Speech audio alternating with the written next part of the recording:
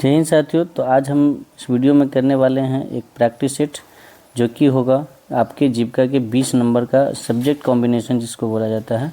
तो ये subject specific से है और ये सिर्फ आपको देखने में लग रहा होगा कि ये कम्युनिटी कोऑर्डिनेटर पोस्ट के लिए है। तो ऐसा नहीं है, ये एरिया कोऑर्डिनेटर में भी काम करेगा, कम्युनिटी कोऑर्डिनेटर, और जितने भी बिहार जीविका के पोस्ट आए हैं इन सभी के एग्जामिनेशन में इस तरीके के क्वेश्चन पूछे जाएंगे। तो आपको कुछ नहीं करना है, अपने सीट पे बैठना है और इस सभी क्वेश्चन का आंसर आपको देते चला जाना है। तो चलिए पहला क्वेश्चन हम देखते हैं। पंचायती राज व्यवस्था में अविश्वास प्रस्ताव यानी नो कॉन्फिडेंस मोशन किसके खिलाफ लाया जा सकता है? तो ये हो जाएंगे आपके ऑप्शन नंबर बी, सरपंच या अध्यक्ष के खिलाफ। ठीक है। दूसरा है सहकारी समितियों का कौन सा सिद्धांत उनके सदस्यों को शिक्षा और प्रशिक्षण प्राप्त करने पर जोर देता है? तो इसका आपका आंसर हो जाएगा, आप भी अपनी जगह पर बैठ कर आंसर करिएगा, इसलिए इसका आंसर हो जाएगा शिक्षा, प्रशिक्षण और सूचना। ऑप्शन नंबर सी इसका सही आंसर हो जाएगा। इसी तरीके से ग्राम संगठन यानी वीओ की किस गतिविधि से सामूहिक मोल भाव की शक्ति यानी कलेक्टिव बार्गेनिंग पावर बढ़ती है? तो इसका आंसर आपको पढ़िएगा तो हो जाएगा अपने सदस्य एसएचसी के उत्पादों को एक साथ बेचकर या इनपुट थोक में खरीद कर। ये आपका आंसर हो जाएगा। अब यहाँ अगला क्वेश्चन पे चलेंगे। क्लस्टर स्तरीय संघ यानी सीएलएफ किस प्रकार बड़े पैमाने पर सामुदायिक संपत्ति कम्युनिटी एसेट के निर्माण में मदद कर सकता है? तो इसका करेक्ट आंसर हो जाएगा आपके ऑप्शन नंबर बी, विभिन्न व्यूज के संसाधनों को एकत्रित करके और बड़े बुनियादी ढांचों परियोजनाओं जैसे जल सुविधाएं सामुदायिक हल के लिए वकालत करके। ऑप्शन नंबर बी इसका करेक्ट हो जाएगा।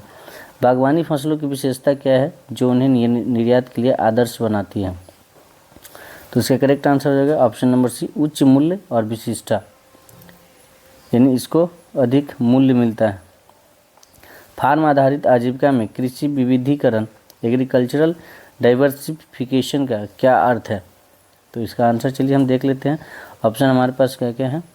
तो इसका आंसर है केवल एक ही फसल उगाना, विभिन्न प्रकार की फसलों और कृषि गतिविधियों को अपनाना, केवल मशीनरी का उपयोग करना और कृषि से जुड़े जोखिम को बढ़ाना। तो इसका करेक्ट आंसर होगा आपका ऑप्शन नंबर यानी बी, विभिन्न प्रकार की फसलों और कृषि की गतिविधियों को अपनाना। सामुदायिक विकास कार्यक्रम यानी सीडीपी की एक सीमा क्या थी? तो इसका करेक्ट आंसर होगा आपके ऑप्शन नंबर सी, यह मुख्य रूप से शीर्ष से नीचे यानी टॉप टू डाउन दृष्टिकोण पर आधारित होता है। ठीक है। पंचायती राज संस्थाओं को सशक्त करने के लिए किन 3 एफ का हस्तांतरण महत्वपूर्ण माना जाता है? तो इसका आंसर आपके हो जाएंगे option number B, functions, funds and functionaries. ठीक है। ऑप्शन नंबर बी इसका करेक्ट आंसर हो जाएगा। 9वें नंबर क्वेश्चन। दीनदयाल अंत्योदय योजना राष्ट्रीय ग्रामीण आजीविका मिशन DNRLM के तहत सार्वभौमिक सामाजिक लामबंदी यूनिवर्सल सोशल मोबिलाइजेशन का क्या अर्थ है? तो इसका करेक्ट आंसर होंगे आपके ऑप्शन नंबर ए, ग्रामीण क्षेत्रों में प्रत्येक गरीब परिवार से कम एक महिला सदस्य को स्वयं सहायता समूह नेटवर्क में लाना। प्रधानमंत्री आवास योजना ग्रामीण PM आवास योजना के तहत घरों के निर्माण की प्रगति की निगरानी के लिए किस तकनीक का उपयोग किया जाता है? इसका करेक्ट आंसर है option number B, geo tagging के साथ फोटोग्राफिक सबूत और अंतरिक्ष आधारित तकनीक का। प्रधानमंत्री ग्राम सड़क योजना को किस विभाग द्वारा क्रियान्वित किया जाता है? तो इसका आंसर आप देखते हैं ऑप्शन में क्या है? सड़क परिवहन और राजमार्ग मंत्रालय, शहरी विकास मंत्रालय, ग्रामीण विकास मंत्रालय के तहत। इसका आंसर हो जाएगा ऑप्शन नंबर सी आपका करेक्ट आंसर हो जाएगा। 12 का देखते हैं। राष्ट्रीय सामाजिक सहायता कार्यक्रम NSAP की किस योजना में मृत्यु के मामले में परिवार को एकमुश्त लाभ दिया जाता है? तो इसका आंसर हो जाएगा ऑप्शन नंबर डी, राष्ट्रीय परिवार लाभ योजना के तहत। PM किसान योजना के तहत छोटे और सीमांत किसान का क्या अर्थ है?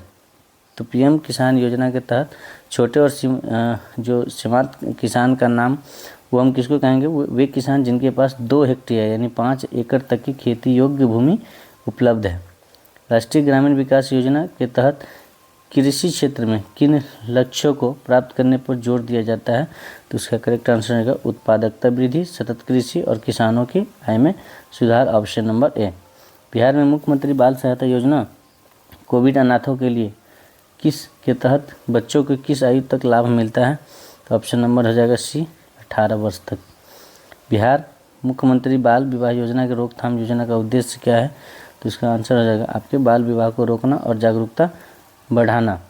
बिहार में मुख्यमंत्री अल्पसंख्यक कन्या उत्थान योजना का मुख्य उद्देश्य क्या है? तो इसका करेक्ट आंसर हो जाएगा आपके 17 का ऑप्शन हम लोग देख लेते हैं।